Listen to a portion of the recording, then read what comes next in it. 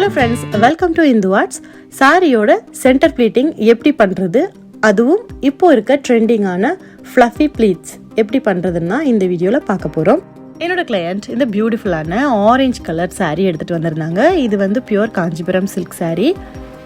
அவங்களுக்கு நான் ஏற்கனவே மெஷர் பண்ணி வச்சுருந்தேன். அதில் பார்க்குறீங்க வீடியோவில் உங்களுக்கே தெரியும், ஒரு பின் பண்ணியிருப்பேன். ஸோ அந்த இடம் தான் ஸ்டார்டிங் பாயிண்ட் அவங்களுடைய சென்டர் ப்ளீட்ஸ் எடுக்கிறதுக்காக.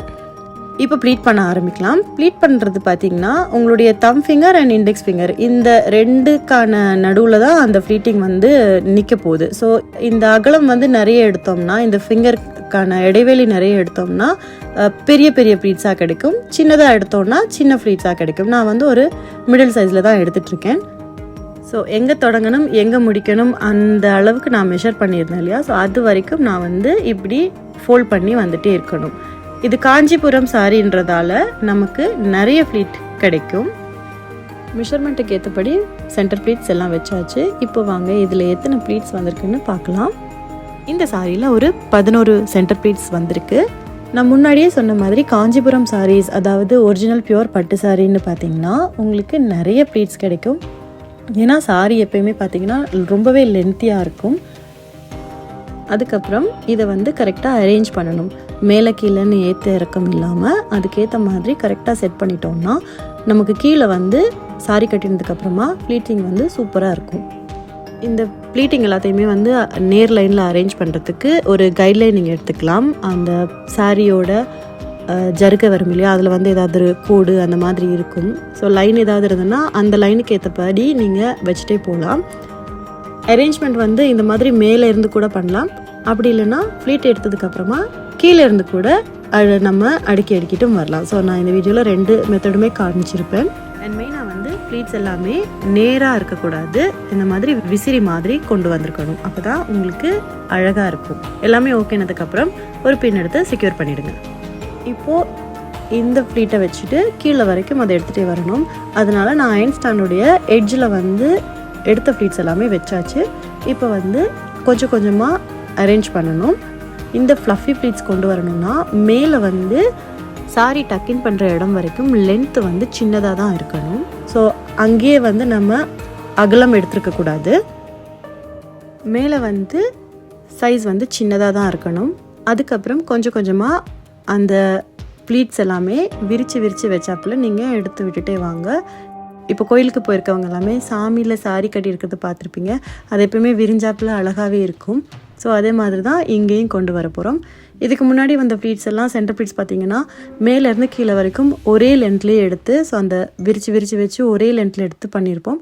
இப்போ வந்து இந்த ஃப்ளஃபி ப்ளீட்ஸுக்கு வந்து மெயினாக வந்து பார்த்திங்கன்னா இந்த மாதிரி விரிஞ்சு இருக்கும். அழகான ஒரு விசிறி ஷேப்பில் கீழே இருக்கும். ஸோ கொஞ்சம் கொஞ்சமாக மேலேருந்து ப்ளீட்டிங் எல்லாம் அரேஞ்ச் பண்ணி கீழே சாரியோட எண்டு வரைக்கும் வந்தாச்சு. கீழே வந்து பார்த்திங்கன்னா நான் முன்னாடி சொன்ன மாதிரியே சாரியோட ப்ளீட்ஸ் வந்து நல்லா விரிச்சே வையுங்க. அப்போ தான் பார்க்குறதுக்கு ரொம்பவே அழகாக இருக்கும். நம்மளுடைய ஃப்ளஃபி ப்ளீட்ஸ் கிடைக்கும். மேலே நல்லாவே ப்ளீட் பண்ணி பின் வச்சு செக்யூர் பண்ணியிருந்தீங்கன்னா உங்களுக்கு கீழே வந்து அது அப்படியே ஈஸியாகவே வரும். ஸோ அந்த கைட்லைனை வச்சு நம்ம ஜஸ்ட் மேலாப்பில் அரேஞ்ச் பண்ணினாலே ஓகேயாக இருக்கும். இப்போ மெயினாக கீழே வந்து என்ன பண்ணக்கூடாதுன்னா நம்ம கையால் வச்சு ப்ரெஸ் பண்ணக்கூடாது. ஸோ அழுத்தம் கொடுக்காம நார்மலாகவே இந்த ப்ளீட்ஸ் எல்லாமே விட்டுறணும். மேலே வந்து நீங்கள் அழுத்தம் கொடுத்துக்கலாம், பட் கீழே சாரியோட கீழ்ப்பகுதியில் வர்ற ப்ளீட்ஸ் எதுவுமே அழுத்தம் கொடுக்கக்கூடாது. பாருங்கள் எவ்வளோ சூப்பராக வந்திருக்குன்னு. ஸோ இப்போ வரைக்குமே நம்ம அயன் பண்ணலை. நான் சொன்ன மாதிரியே மேலேருந்து அப்படியே கீழே வரைக்கும் விரிஞ்சு வரும். சாரீ ப்ளீட்டிங்கில் என்னோடய ஃபேவரெட்னு பார்த்தீங்கன்னா எப்போயுமே சில்க் சாரீஸ் தான். ஒரிஜினலான பியூர் சில்க் சாரீஸ் எப்போயுமே உங்களுக்கு ப்ளீட்டிங் கரெக்டாகவே வந்துடும். அண்ட் எந்த மாதிரி மெட்டீரியல் அப்படின்றது பொறுத்து கூட ப்ளீட்டிங் உங்களுக்கு செட் ஆகும். ப்ளீட்டிங் எல்லாம் பண்ணி முடிச்சாச்சு. இப்போ இந்த சாரியை எப்படி அயன் பண்ணுறதுன்னு பார்க்கலாம். இந்த சாரியோட அயனிங் வந்து நம்ம எங்கே வரைக்கும் டக்கின் பண்ண போகிறோமோ அங்கே வரைக்கும் நல்லா அழுத்தம் கொடுத்து நீங்கள் அயன் பண்ணிக்கலாம். அதுக்கு கீழே வந்து பெருசாக அயன் பண்ணவே வேணாம். சாரியோட சென்டர் ப்ளீட்ஸ் டக்கின் பண்ணுறதுலேருந்து கொஞ்சம் கீழ் இறக்கும் வரைக்கும் நல்லா ப்ரெஸ் பண்ணி அயன் பண்ணிவிடுங்க. அதுக்கப்புறம் இந்த மாதிரி உங்ககிட்ட ஸ்டீம் அயன் மிஷின் இருந்ததுன்னா ஜஸ்ட் மேலாவில் மட்டும் அந்த அயனை பண்ணுங்கள். நிறைய அழுத்தம் கொடுத்து கீழ் ப்ளீட்ஸ் எதுவுமே பண்ணவே வேண்டாம். இந்த சாரியோட மெட்டீரியல் பார்த்தீங்கன்னா துணி மாதிரி தான் இருக்கும். மேலே வந்து எந்த ஒரு ஜரிகையும் வரல. அதனால வந்து ஈஸியாகவே உங்களுக்கு வந்து சம்டைம்ஸ் நம்ம எடுக்க நினைக்கிற ஃப்ளஃபி ப்ளீட்ஸ் வந்து நிற்காது. ஸோ இதுக்கு என்ன பண்ணணும் அப்படின்னா, நாங்கள் வந்து ப்ளீட்ஸ் எல்லாமே மேலே வந்து ப்ரெஸ் பண்ணி அயர்ன் பண்ணக்கூடாது. பட் கீழே வர்ற ப்ளீட்ஸ் எல்லாமே அங்கங்கே கொஞ்சம் அழுத்தம் கொடுத்தோம்னா முன்னுக்கு வந்து ப்ளீட்ஸ் எல்லாமே அழகாக செட் பண்ணி நின்ன மாதிரியே நிற்கும். இப்போ நீங்கள் வீடியோவில் பார்க்குற மாதிரி மேலே இருக்கிற எந்த ஒரு ப்ளீட்ஸையுமே நான் அயர்ன் பண்ணலை. பட் கீழே எப்படி அந்த ப்ளீட்ஸ் நிற்கிதோ அந்த ஏரியாவில் மட்டும்தான் நான் வந்து ப்ரெஸ் பண்ணிகிட்ருக்கேன். அதுவும் லைட்டாக தான் ப்ரெஸ் பண்ணிடுறேன், ரொம்பவே ஹார்ஷாலாம் ப்ரெஸ் பண்ணலை. இப்போ இப்படி கூட நம்ம அயர்ன் பண்ண தேவையில்லை. உங்களுக்கு கம்ஃபர்டபுளாக இருந்தால் சாரீஸ் எல்லாமே பின்புறம் வச்சுட்டு எங்கெல்லாம் ப்ளீட்ஸ் இருக்கோ அங்கங்கே நீங்கள் லைட்டாக அயர்ன் பண்ணினீங்கன்னா கூட நீட்டாகவே இருக்கும் சாரீ. எனக்கு வந்து இது கொஞ்சம் கம்ஃபர்டபுளாக இருந்தது, அதனால் நான் வந்து இப்படி அயர்ன் பண்ணி காமிச்சிருக்கேன். வீடியோக்கு நல்லா தெரியணும் அப்படின்றதுக்காகவும் நான் வந்து இந்த மாதிரி அயர்ன் பண்ணி காமிக்கிறேன். குண்டு குண்டு ப்ளீட்ஸ் எல்லாமே செட் பண்ணியாச்சு.